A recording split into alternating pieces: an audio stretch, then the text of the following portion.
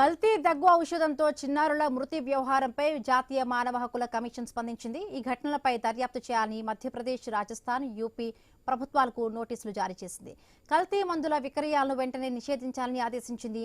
2 వారాల్లోగా సమగ్ర నివేదికను సమర్పించాలని నోటీసులో పేర్కొంది.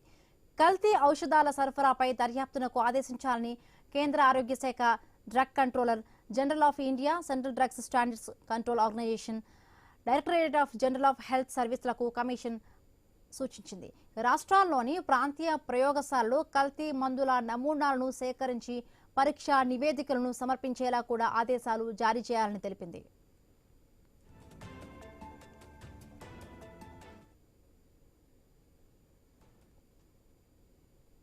రాజస్థాన్లోని కొన్ని జిల్లాల్లో కల్తీ దగ్గుమందితో చిన్నారులు మరణించిన వ్యవహారంలో తక్షణమే జోక్యం చేసుకోవాలని కోరుతూ తమకు ఫిర్యాదు అందిందని కమిషన్ తెలిపింది.